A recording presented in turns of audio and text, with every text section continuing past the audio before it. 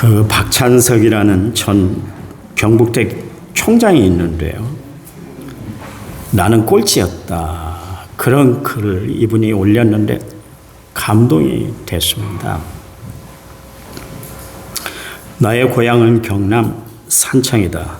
지금도 비교적 가난한 곳이다. 아버지는 가정 형편도 안 되고 머리도 안 되는 나를 대구로 유학을 보냈다. 대구 중학을 다녔는데 공부가 하기 싫었다. 1학년 8반 석차는 68명 중 68등 꼴찌를 했다. 부끄러운 성적표를 가지고 고향에 가는 어린 마음에도 그 성적표를 내밀 자신이 없었다. 당신이 교육을 받지 못한 한을 자식을 통해 풀고자 했는데 꼴찌라니. 끼니를 제대로 잊지 못하는 소장록을 하면서도 아들을 중학교에 보낼 생각을 한 아버지를 떠올리면 그냥 있을 수 없었다. 그래서 잉크로 기록된 성적표를 68등에서 1등으로 고쳐서 아버지에게 보여드렸다. 아버지는 보통 학교도 다니지 않았으므로 내가 1등으로 고친 성적표를 알아차리지 못할 것으로 생각했다.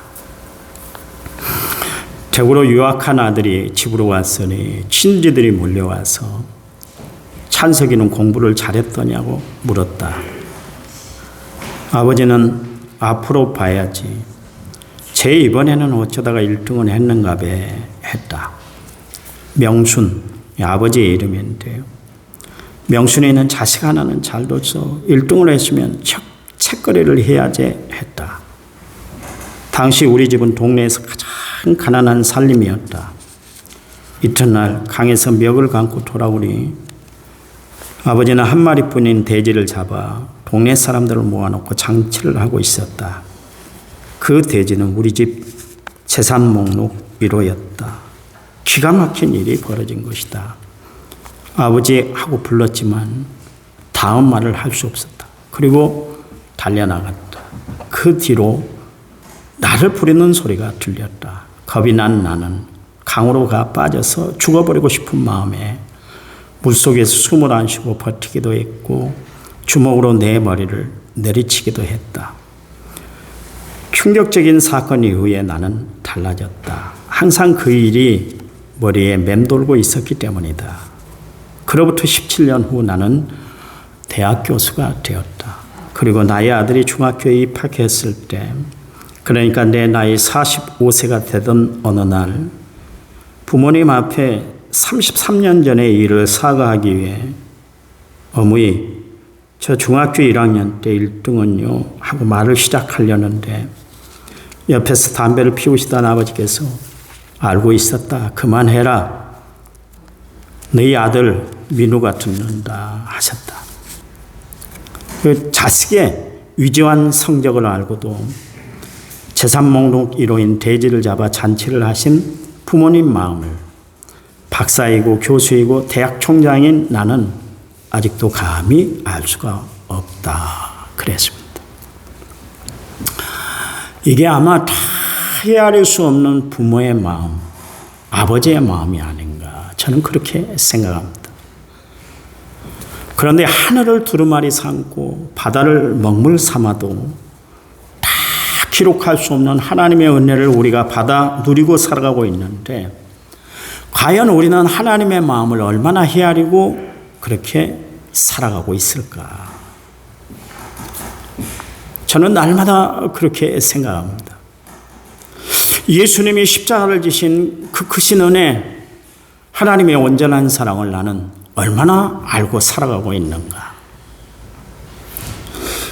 하나님의 말씀을 익히 들어서 잘 알고 있음에도 하나님이 그토록 싫어하는 우상을 숭배하고 주의를 범하고 부모님을 거역하고 이웃의 물건을 탐내고 음행하고 거짓말하고 하나님이 무서워 하나님과의 관계를 깨뜨리고 도망가기 바쁜 나를 구원해 주시기 위해서 예수님이 십자가에 못 박혀 죽으셨어요.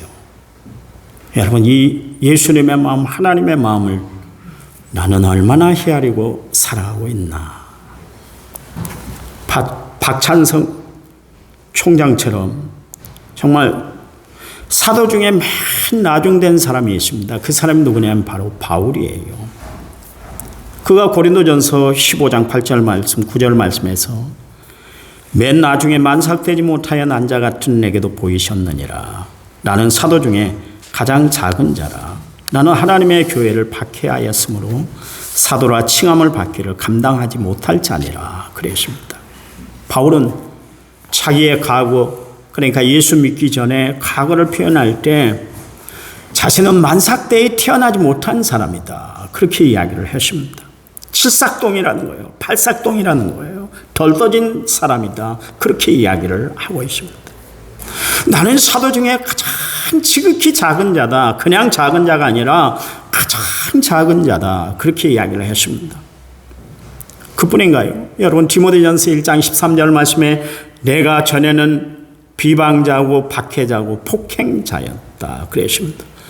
그러면서 디모데전서 1장 15절 말씀에 내가 죄인 중에 괴수다. 그렇게 이야기를 했어요.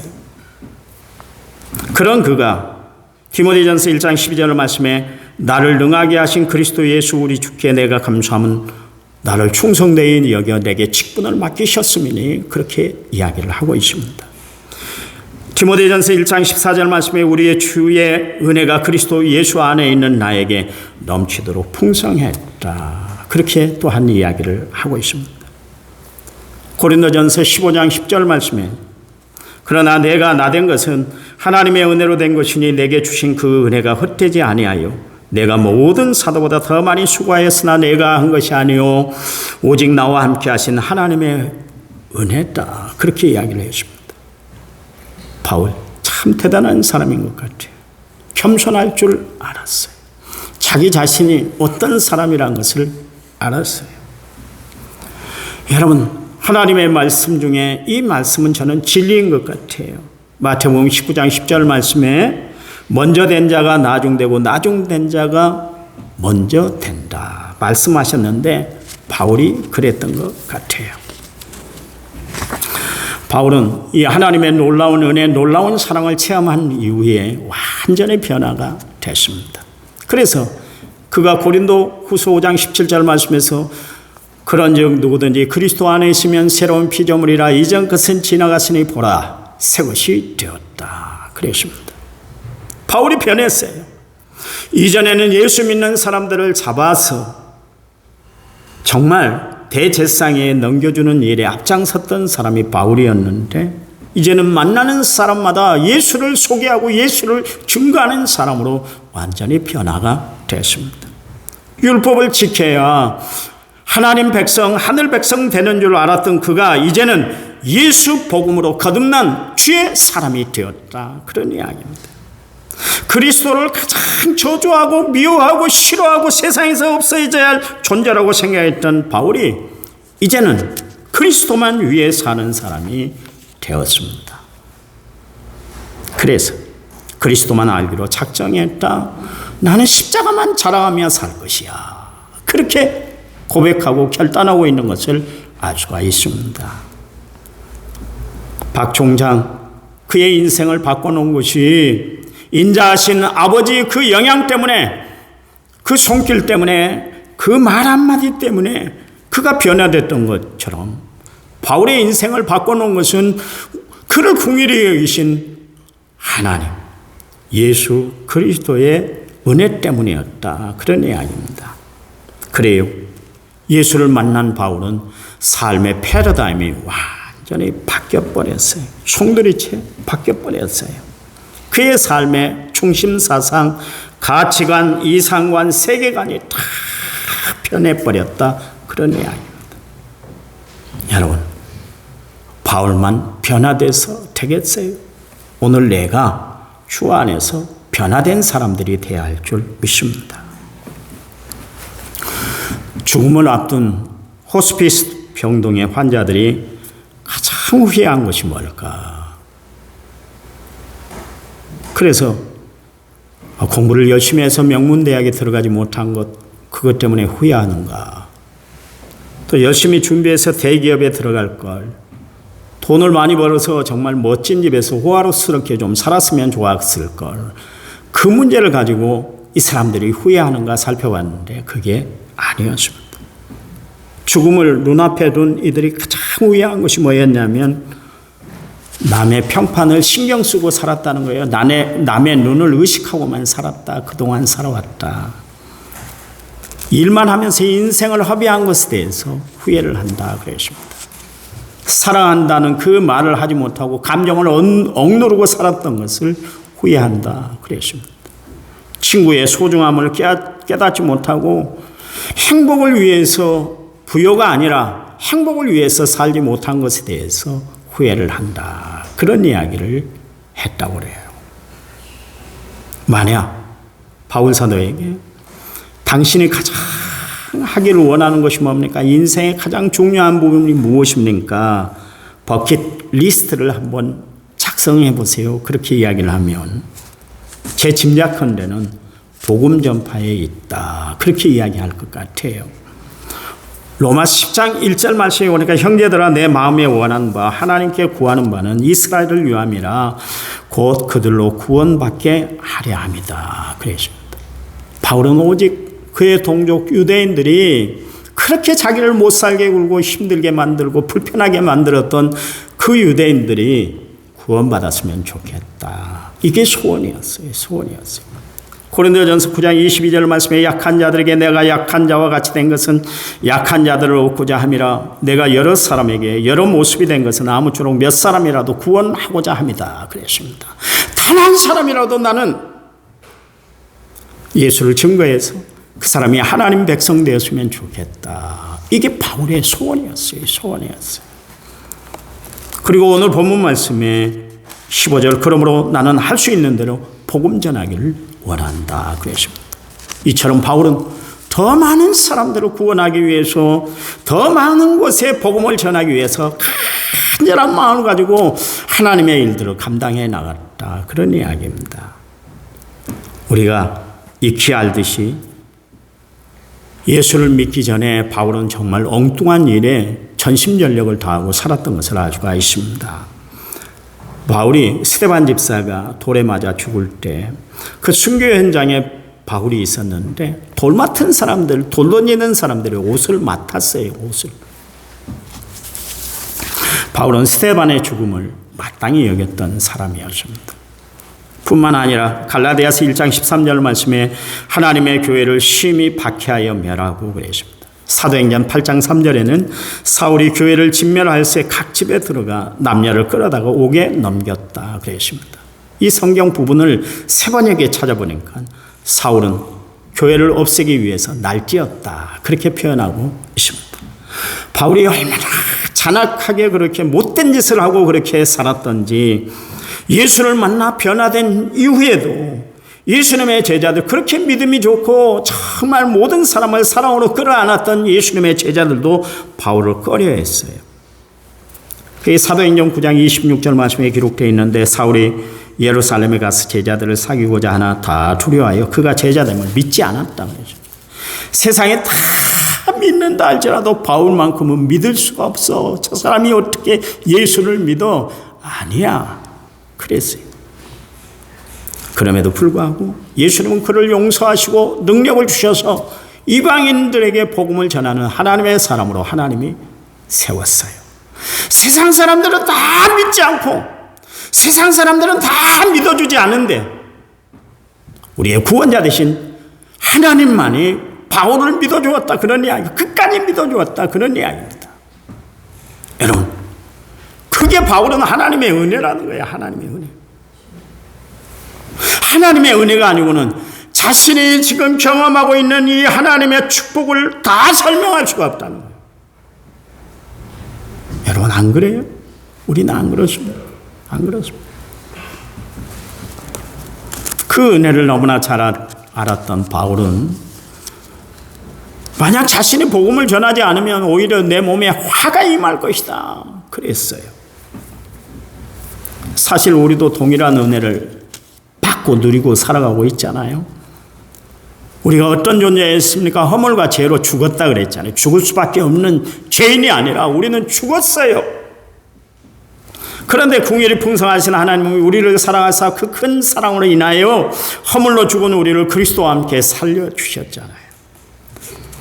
여러분, 하나님이 우리에게 베푸신 은혜의 사랑, 놀라운 역사를 우리가 어떻게 말로 다 표현하고 글로 다 써내려갈 수가 있겠어요? 없어요. 여러분, 찬송가 304장 3절 가사를 보면 어떻게 이렇게 멋지게 표현을 해놨는지 모르겠어요. 하늘을 두루마리 삼고 바다를 먹물 삼아도 함없는 하나님의 사랑 다 기록할 수 없겠네. 하나님의 크신 사랑 그 어찌 다 쓸까? 저 하늘 높이 쌓아도 채우지 못한다. 그랬어요.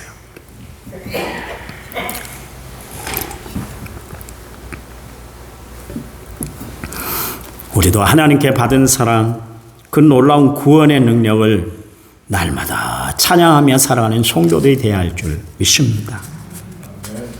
여기 하나님이 무조건적으로 베풀어 주신 은혜에 감사해서 바울은 오늘 본문에서 자신을 뭐라고 표현했냐면 나는 빚진 자야 그랬습니다.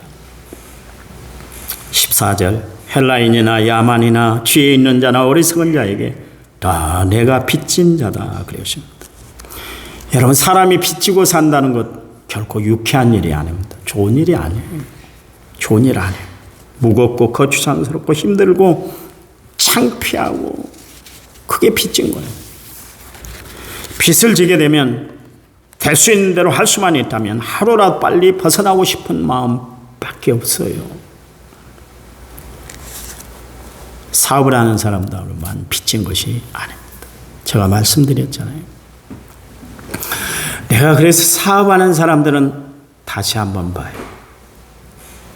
제가 서울에 있을 때, 전도사로 있을 때 교회 집사님이 지금은 고인이 됐습니다만 중소기업은행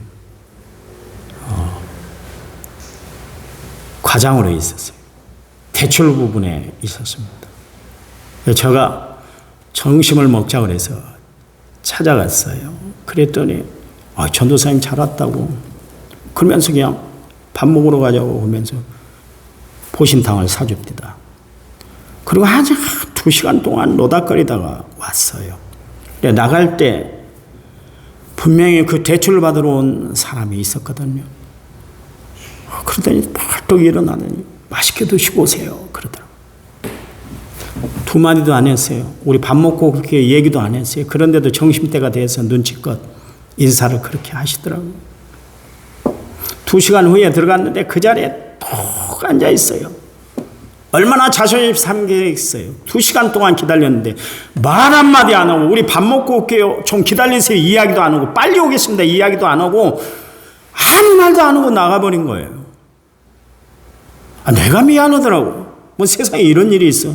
교회 집사님 돼갖고 이렇게 일 처리를 하지. 그때는 전도사 때니까 그랬어요. 딱 2시간 후에 들어왔는데 벌떡 일어나서 맛있게 들고 오셨습니까? 인사를 꼭 하는데 내가 그때 사업하는 사람들, 은행빚 빌리는 사람들 모습을 다시 봐서 사업하는 사람들 내가 다시 봅니다. 교인들 가운데 사업하시는 분 보면 목회하는 거하고 비교할 수 없을 정도로 어려움이 많아요. 빚을 진다는 게 쉽지 않아요. 여러분, 요즘 대학생들 비싼 등록금을 내기 위해서 학자금 다 대출받잖아요. 그래서 졸업하자마자 빚쟁이가 되는 거예요. 빚쟁이가 되는 거예요. 요즘 젊은이들이 연끌을 해서 은행에 대출을 받아서 빚을 안고 살아가지 않습니까? 이자가 너무나 많이 올라갔고 다들 힘들다고 하잖아요. 어떤 젊은이는 은행에서 대출을 받았는데 한 달 이자만 해도 300만 원이 된다고 합니다. 300만 원. 일반 직장 다니는 사람들 봉급, 한 달 봉급이 300만 원이에요. 고스란히 드리는 거예요. 얼마나 감당하기 힘들겠어요. 우리는 빚만 없어도 부자라는 그런 이야기를 우리가 하고 살아가고 있지 않습니까? 사람들이 봐보세요. 빚의 무게를 이기지 못해서 파산을 선고하고 그 일로 견디다 못해서 목숨을 끊은 사람들이 일어나고 있잖아요. 그렇잖아요. 이처럼 빚은 무거운 거예요. 또한 빚은 무서운 거예요. 그런데 그리스도인 된 우리는 빚을 지고 있다. 그런 이야기입니다. 바울이 말한 것처럼 그것은 어떤 빚인가? 복음의 빚이다. 그런 이야기입니다.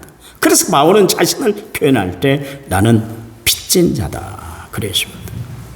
바울은 다메섹 도상에서 부활하신 주님을 만난 이후 자신이 하나님께 받은 사랑이 너무나 크다는 것을 알았어요. 그래서 로마서 8장 38절 39절 말씀에 내가 확신하노니 사망이나 생명이나 천사들이나 권세자들이나 현재일이나 장래일이나 능력이나 높음이나 깊음이나 다른 어떤 피조물이라도 우리를 주 그리스도 예수 안에 있는 하나님의 사랑에서 끊을 수가 없다 그랬습니다. 이 은혜를 누리고 살아가는 바울은 그래서 복음을 전하지 않으면 자신에게 화가 임할 것이다 그렇게 결심하고 결단하며 하나님의 복음을 전하기 위해서 열정을 가지고 일평생 하나님께 빚진 삶, 빚진 의식을 가지고 빚을 갚기 위해서 헌신을 다했던 것을 알 수가 있습니다. 여러분, 우리는 세상 살아가면서 참 많은 것을 대가 없이 우리가 받아 누리고 살아가고 있잖아요. 구원, 하나님의 사랑, 하나님의 인도하심과 보호하심 우리가 철저히 받고 살아가고 있잖아요. 받아 누리고 살아가고 있지 않습니까? 주홍빛같이 붉은 죄, 씻을 수 없는 죄를 지었는데도 주님이 양털이 흰 것처럼 우리의 죄를 맑게 씻겨주셨잖아요. 용서해 주셨잖아요. 얼마나 감사할 일이요. 여러분, 내가 누리고 있는 혜택, 이 모든 혜택 아시나요? 하나님께 빚진 것이라는 것을 우리는 분명히 알아야 될 줄 믿습니다. 나는 그 빛을 지금 갖고 살아가고 있는가? 다시 한번 우리를 살펴볼 필요가 있습니다. 오늘 보면 로마서 1장 15절 말씀에 그러므로 나는 할 수 있는 대로 로마에 있는 너희에게도 복음 전하기를 원한다 그랬습니다. 바울은 전심전력을 다해 온 몸, 온 힘, 온 정성을 다해 그가 하고 싶었던 것은 뭐냐면 복음을 전하는 거예요. 특별히 그 당시에 세계 문화의 중심지인 로마에서 복음을 전하는 것이 바울의 비전이자 간절한 소원이었어요. 흔히 사람들이 이야기합니다. 인생은 한 번밖에 없다. 그렇게 이야기합니다. 한 번뿐이다. 그래서 언제 죽을지 모르는 인생, 이왕 살아가는 거 즐겁게 살자, 즐기며 살자. 그런 의식을 갖고 있습니다. 그런데 여러분, 우리가 그렇게 얘기할 수 있어요? 정말 인생이 한 번뿐인가요? 죽으면 모든 우리의 인생의 삶이 다 끝나버리는가요? 성경은 분명히 말씀하고 있는데 죽음 후에 심판이 있다 그랬어요. 심판이 있어요. 천국 가느냐 지옥 가느냐 이 갈림이 우리 죽음 앞에 기다리고 있는데요. 예수를 구주와 주님으로 모셔드린 모든 사람들은 천국 가지만 믿지 않으면 분명히 하나님께서 말씀하고 계시는데 지옥 가요. 지옥 가요. 한때 베스트셀러가 된 책이 있습니다. 죽기 전에 해야 할 일, 땡땡이 이런 제목의 책들이 시중에 많이 팔렸어요. 죽기 전에 꼭 봐야 할 영화, 죽기 전에 꼭 가봐야 할 여행지, 죽기 전에 꼭 읽어야 할 책, 죽기 전에 꼭 먹어봐야 할 음식. 그런데 여러분 봐보세요. 죽기 전에 이 모든 것을 다 경험한다 해서 행복해질까요? 죽기 전에 하고 싶은 것 더 하고 살아서 죽음 뒤에, 그러니까 살아서 정말 죽음을 준비하지 않았다면 그 모든 것이 무슨 소용이 있겠어요? 좋은 데 간들, 좋은 책을 본들, 좋은 영화를 본들, 좋은 것을 먹은들, 여러분 죽음 뒤에 있는 세상을 준비하지 않고 세계를 준비하지 않고 산들, 그게 무슨 소용이 있겠어요? 그렇잖아요. 복음 때문에 삶의 패러다임이 바뀌고 가치관이 달라지고 삶의 방향이 송두리째 바뀐 바울은 복음을 이야기하는 것을 부끄러워하지 않았어요. 예수 이야기하는 것을 부끄러워하지 않았어요. 하나님을 증거하는 일에 그는 부끄러움을 당하지 않았어요. 부끄러워하지 않았어요. 그가 철학을 논하는 아테네 거리에서도, 풍요가 넘쳐났던 로마에서도, 율법에만 쩌들어 살았던 유대 거리에서도 바울은 복음 전하는 것을 부끄러워하지 않고 복음 전하는 일에 생명을 내걸었어요. 이유가 뭘까요? 이 복음이 모든 믿는 사람들에게 구원을 주시고 영원한 생명을 주시는 하나님의 능력 때문이었습니다. 그래서 여러분, 복음은 생명이에요. 복음은 생명이에요. 우리 같이 한번 고백합시다. 복음은 생명이다. 여러분, 이 땅에 죽은 영혼을 살리는 가장 큰 힘, 능력이 뭐냐면 바로 예수 그리스도의 십자가의 복음인 줄 믿으시기 바랍니다. 복음에는 강력한 능력들이 그 안에 담겨 있는 거예요. 여러분, 사람을 변화시키는 능력이 어디 있을까요? 복음이에요. 예수 그리스도의 말씀인 줄 믿으시기 바랍니다. 하나님의 말씀인 줄 믿으시기 바랍니다. 이 복음이 사울을 바울 되게 만들었잖아요. 그 한 사람의 변화를 통해서 세계 역사뿐만 아니라 기독교 역사가 송두리째 바뀌어버렸잖아요. 복음으로 깨진 한 사람 존 웨슬리를 통해서 18세기 철저히 타락했던 영국이 완전히 변화가 일어난 놀라운 역사가 일어났지 않습니까? 여러분, 우리도 십자가를 붙들고 살아가는 성도들, 복음을 끝까지 붙들고 살아가는 성도들이 되시기를 이 시간 간절한 마음으로 여러분에게 부탁을 드립니다. 보세요. 바울, 예수 믿는 사람들을 미워했잖아요. 심지어 예수 그리스도까지 미워했던 사람이었는데 그에게 복음의 능력이 임하니까, 예수를 만나니까 완전 사람이 바뀌어버렸잖아요. 어떻게 이렇게 바뀔 수가 있을까요? 바울은 어떻게 해서든지 복음이 증거되기를 원했어요. 그래서 만나는 사람마다 그 만나는 사람이 일반인뿐만 아니라 왕 앞에서 가서도 당당하게 이야기를 했잖아요. 말로 전할 수 없으면 그 다음에 어떻게 했어요? 글을 써서라도 이 복음이 증거되기를 원했어요. 그 중에 하나가 바로 오늘 본문의 말씀 로마서입니다.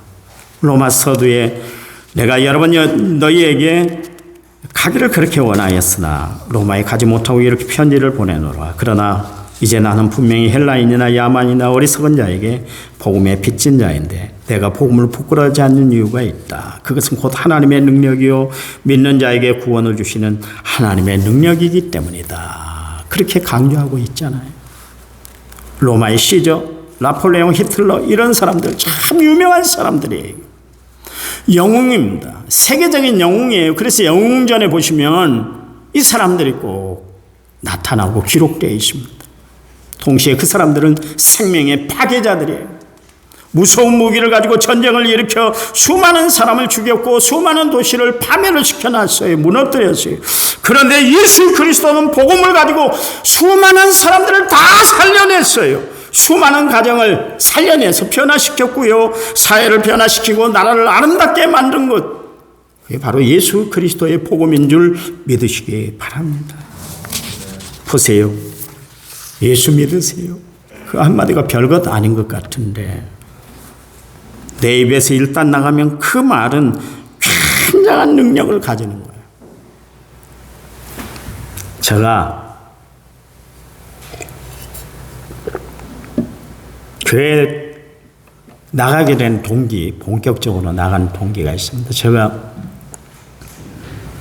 유초등부 때 여름성경학교를 하면, 옛날에 여름성경학교 하면 꼭 노래 경연대회가 있었습니다. 그때 불렀던 찬양을 가지고 나와서 한 사람씩 다 나와서 12시가 됐다고 설교 빨리 끝내라고